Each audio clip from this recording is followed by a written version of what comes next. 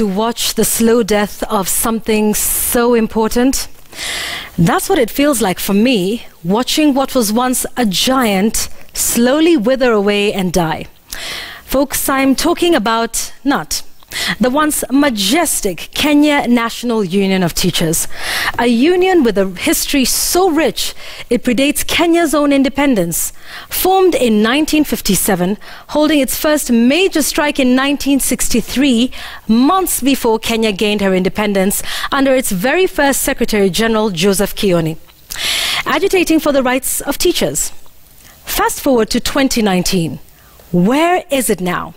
A pale shadow of its former self, frail, on its deathbed, weakened, some say by government infiltration, now facing internal wrangles.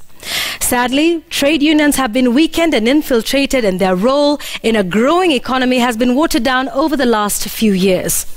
What is happening in KNUT, however, is a symptom of a bigger problem.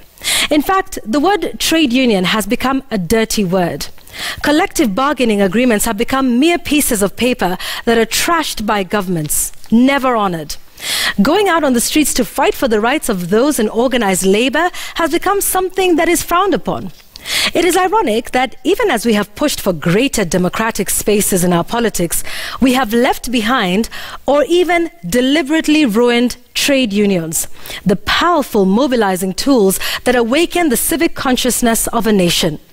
Organized labor is at the heart of inclusion in the democracy and economy of a nation. That is why trade unions have pride of place in the 2010 Constitution, and the right to peaceful protests and even picketing robustly defended by that supreme document. If it is true that government infiltration is at the heart of the wrangles in KNUT, then this is a big warning sign for the rest of the country. I mean, there's KNUT, there's KUPPET, and there's one for women. So what's next? A union for young teachers? What happens when they're done with the trade unions?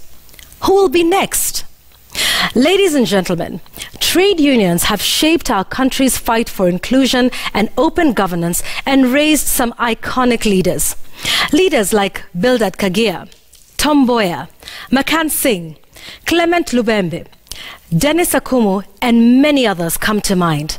The warring factions at KNUT should smell the coffee.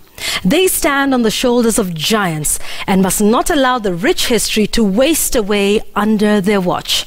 History will judge them harshly. For those who would fear unions, I have for you the words of the great civil rights activist Martin Luther King Jr. at a meeting of the American Federation of Labor and Congress of Industrial Organizations in 1961. He said, and I quote, "The labor movement did not diminish the strength of the nation, but enlarged it. Those who attack labor forget these simple truths, but history remembers them." That is my take tonight.